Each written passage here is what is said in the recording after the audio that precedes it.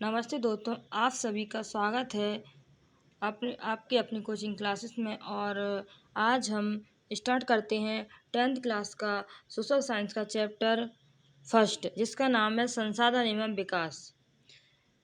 जब तक हमें चैप्टर को समझ में नहीं आएगा, हमें क्वेश्चन आंसर याद करने में बहुत कठिनाई होती है। तो इससे अच्छा है कि हम चैप्टर को समझें, उसके बाद क्वेश्चन आंसर को रिवाइज करें, तो हमें ज़्यादा बेहतर तरीके से समझ में आएगा। तो आज हम स्टार्ट करते हैं चैप्टर 1। और ये वीडियो आपके लिए बहुत काम में आने वाली है, इसलिए आपको इसको सेव करके रख लेना और आपके दोस्तों के साथ शेयर करना, ताकि आपको ये आपके एग्ज़ाम में काम आए। तो चलिए स्टार्ट करते हैं। तो सबसे पहले चैप्टर का नाम दिया है संसाधन एवं विकास। चैप्टर का नाम क्या है? संसाधन एवं विकास। यहाँ पर लिखा है, क्या आप उन वस्तुओं का नाम बता सकते हैं जो गांव, शहरों और शहरों में हमारे जीवन को आराम पहुंचाते हैं? ऐसी वस्तुओं की ऐसी सूची तैयार करें, इनको बनाने में प्रयोग होने वाले पदार्थों का नाम बताना है। आप हमारे पर्यावरण में उपलब्ध प्रत्येक वस्तु जो हमारी आवश्यकताओं को पूरा करने में प्रयुक्त की जा सकती है, जिसको बनाने के लिए प्रौद्योगिकी उपलब्ध है, जो आर्थिक रूप से संभाव्य और सांस्कृतिक रूप से मान्य है। एक संसाधन है हमारे पर्यावरण में उपलब्ध वस्तुएं की रूपांतरण प्रक्रिया प्रकृति और संसाधनों के पारस्परिक क्रियात्मक संबंध में निहित है। मानव प्रौद्योगिकी द्वारा प्रकृति के साथ क्रिया करते हैं और अपने आर्थिक विकास की गति को तेज करने के लिए संसाधनों का निर्माण करते हैं। क्या आप भी अन्य बहुत से लोगों की तरह संसाधनों को प्राकृतिक उपहार समझते हैं? ऐसा नहीं। संसाधन मानवीय क्रियाओं का परिणाम है। मानव स्वयं संसाधनों का महत्वपूर्ण हिस्सा है। वे पर्यावरण में पाए जाने वाले पदार्थों को संसाधनों में परिवर्तित करते हैं तथा उन्हें प्रयोग करते हैं। इन संसाधनों का वर्गीकरण निम्न प्रकार से किया जा सकता है, जैसे उत्पत्ति के आधार पर जैव और अजैव प्रकार के, समाप्यता के आधार पर नवीनीकरण योग्य और अनवीनीकरण योग्य, स्वामित्व के आधार पर व्यक्तिगत, सामुदायिक, राष्ट्रीय और अंतर्राष्ट्रीय, विकास के स्तर के आधार पर संभावित, विकसित, भंडार एवं संचित कोष। यहाँ पर एक डायग्राम दिया है, इसको ध्यान से देखें, तब आपके डाउट क्लियर हो जाएंगे। तो भौतिक पर्यावरण, प्रकृति होती है, प्रौद्योगिकी होती है और संस्थान होती है। तो मानव इन तीनों का प्रयोग कर सकता है। मानव प्रकृति का भी उपयोग करता है, संसाधन का भी करता है, संस्थान भी बनाता है और प्रौद्योगिकी का भी करता है। तो इन शब्द का संबंध किससे होता है? मानव से होता है। मानव इन तीनों चीज़ों का उपयोग करके अंतर संबंध बनाता है। अब अगला दिया है, यहाँ पर एक डायग्राम दिया है, आपको इसको समझना है। संसाधन दो प्रकार के होते हैं, एक होते हैं प्राकृतिक संसाधन, एक होते हैं मानवीय संसाधन। जहाँ पर मानवीय संसाधन भी दो प्रकार के होते हैं। मानवीय संसाधन होते हैं नवीनीकरण और अनवीनीकरण। अब नवीनीकरण योग्य दो प्रकार के होते हैं, एक होते हैं सतत अथवा प्रवाह, जैसे पवन, जल। दूसरा होता है जैव। जैव भी दो प्रकार के होते हैं, एक प्राकृतिक वनस्पति जिसमें बना जाते हैं, एक होते हैं वन्य जीव।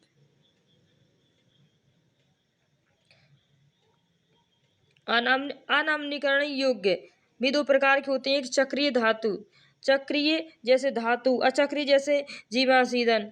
अब मानवीय संसाधन के बारे में बात करते हैं, जैसे संरचना एवं संस्थाएं, मात्रा एवं गुणवत्ता, ये किस में आ जाते हैं? तो मानवीय संसाधनों में आ जाते हैं।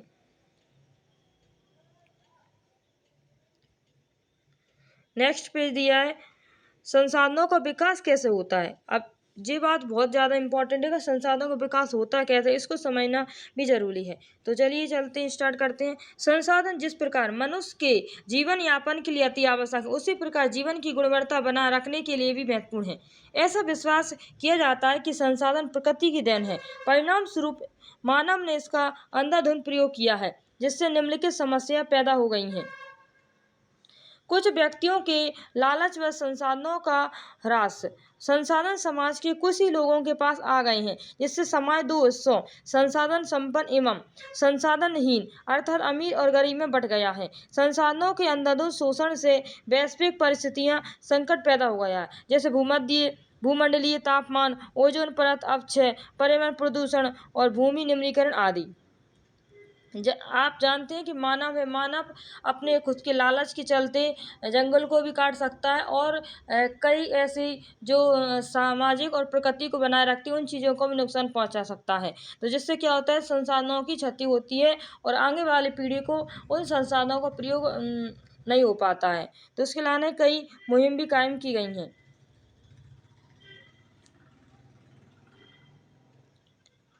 अब यहाँ एक क्रियाकलाप दिखा, इसको आप पढ़ना। अगला लिखा है, मानव जीवन की गुणवत्ता और विश्व शांति बनाए रखने के लिए संसाधनों का समाज में न्याय संगत बंटवारा अवश्य हो गया है। यदि कुछ ही व्यक्तियों तथा देशों द्वारा संसाधनों का वर्तमान दोहन जारी रहता है तो हमारी पृथ्वी का भविष्य खतरे में पड़ सकता है। इसलिए हर तरह के जीवन का अस्तित्व बनाए रखने के लिए संसाधनों के उपयोग की योजना बनाना अति आवश्यक है। सतत अस्तित्व सही अर्थ में सतत पोषणीय विकास का ही हिस्सा है। अब पढ़ेंगे सतत पोषणीय विकास।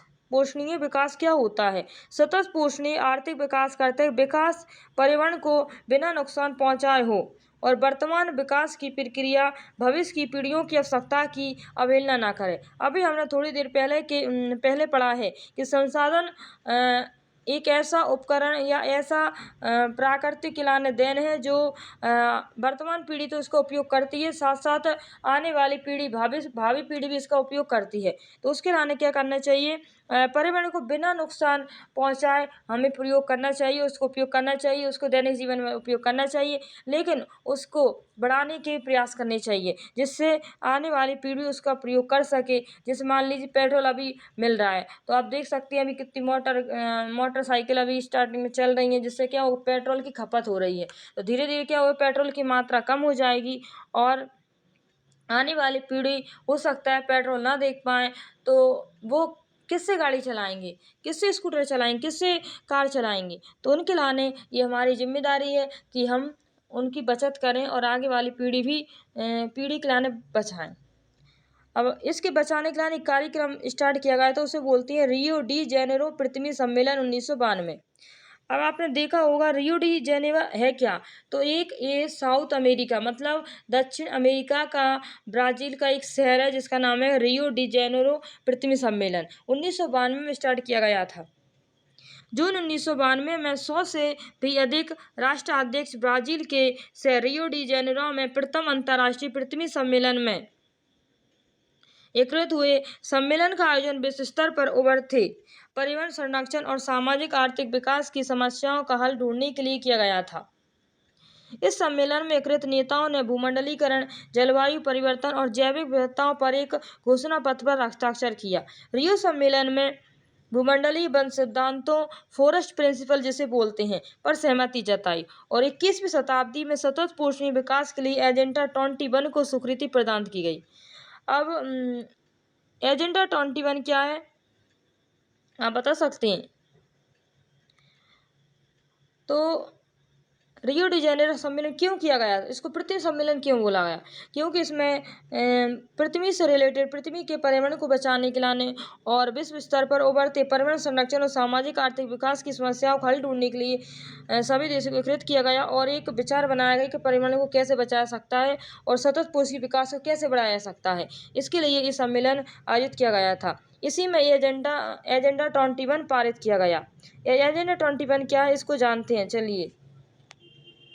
यह एक घोषणा है जिसे 1992 में ब्राजील के शहर रियो डी जेनेरो में संयुक्त राष्ट्र पर्यावरण और विकास सम्मेलन, जिसको शॉर्ट में UNCED के तत्वाधान में राष्ट्राध्यक्षों द्वारा स्वीकृत किया गया था।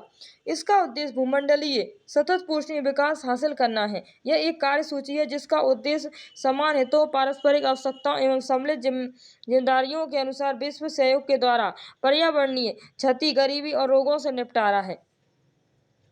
एजेंडा 21 का मुख्य उद्देश्य है कि प्रत्येक स्थानीय निकाय अपना स्थानीय एजेंडा 21 तैयार करे। देखो 21 एजेंडा कैसे बना है, यहाँ पर लिखा है 1992। कितना लिखा है? 1992। तभी ये कौन सी सेंचुरी चल रही थी? 20वीं। कौन सी चल रही थी? 20वीं सेंचुरी चल रही थी। अब इसके बाद 21वीं सेंचुरी आने में कितने साल बाकी रहेंगे? अब इसके बाद कौन सा ईयर आता? 2000। 1992 के 8 साल बाद कौन सा ईयर आता है? 2000। 2000 से कौन सी सेंचुरी लग जाती है? 21वीं। तो इस 8 सालों में, इन 8 सालों में क्या करना है? पर्यावरण को स्थिर बनाना है, सतत पोषणीय विकास को बढ़ाना है। उसके लाने 8 साल बाकी हैं और तब से कौन सी सदी लग जाएगी? 21वीं सदी स्टार्ट हो जाएगी। तो इन 8 सालों में सतत पोषणीय विकास को बढ़ाना, इसलिए इस एजेंडा का नाम क्या रखा गया था? एजेंडा 20, मतलब 21 सेंचुरी क्या करना है? बढ़ाना है। उस पीढ़ी के लाने क्या करना है? सतत पोषी विकास को बढ़ाना है, ताकि आने वाली पीढ़ी भी उसका प्रयोग देख सके। आई होप आप समझ पाए होंगे कि ये चैप्टर क्या कह रहा है, और इसके जो उपयोगी संसाधन है उन पर आप एक विचार जरूर करें। संसाधन नियोजन। संसाधनों के विवेकपूर्ण उपयोग के लिए नियोजन एक सामान्य रणनीति है। इसलिए भारत जैसे देश में, जहाँ संसाधनों की उपलब्धता में बहुत अधिक विविधता है, विविधता का अर्थ समझते हैं आप? एक कक्षा 6 की एनसीईआरटी बुक में दिया है, आप उसको जरूर पढ़िए, तब आपको ये अच्छे से समझ में आ जाएगा। ये और भी महत्वपूर्ण है। यहाँ ऐसे प्रदेश भी हैं जहाँ एक तरह के संसाधनों की प्रचुरता है, परंतु दूसरी तरह के संसाधनों की कमी है। कुछ ऐसे प्रदेश भी हैं जो संसाधनों की उपलब्धता के संदर्भ में आत्मनिर्भर है, जैसे झारखंड है हमारा। और कुछ ऐसे भी प्रदेश हैं जहाँ महत्वपूर्ण संसाधनों की अत्यधिक कमी है। उदाहरण झारखंड, मध्य प्रदेश, छत्तीसगढ़ आदि प्रांतों में खनिज और कोयले के प्रचुर भंडार हैं। अरुणाचल प्रदेश में जल संसाधन प्रचुर मात्रा में पाए जाते हैं, परंतु मूल विकास की कमी है वहाँ पर। राजस्थान में पवन और सौर ऊर्जा संसाधन की बहुतायत है, लेकिन जल संसाधनों की कमी है। लद्दाख का शीत मरुस्थल देश के अन्य भागों से अलग थलग पड़ता है। ये प्रदेश सांस्कृतिक विरासत का धनी है, परंतु यहाँ जल, आधारभूत अवसंरचना तथा कुछ महत्वपूर्ण खनिजों की कमी है। इसलिए राष्ट्रीय, प्रांतीय, प्रादेशिक और स्थानीय स्तर पर संतुलित संसाधन नियोजन की आवश्यकता है। यहाँ पर क्रियाकलाप दिया है, इस क्रियाकलाप को आप फॉलो कीजिए और इसको करने की कोशिश कीजिए। आगे का चैप्टर हम नेक्स्ट वीडियो में उपलब्ध करवाएंगे आपको। तब तक इस वीडियो को सेव करके रखिए। पार्ट 1 है, सेकंड पार्ट लेकर हम बहुत जल्द आने वाले हैं, और इस चैप्टर को अच्छे से रिवाइज करेंगे, पढ़ेंगे और इसके सारे क्वेश्चन करने की कोशिश करेंगे। तब तक लाने हमारे चैनल पर बने रहिए और हमारे चैनल को सब्सक्राइब कीजिए, शेयर कीजिए, लाइक कीजिए। धन्यवाद।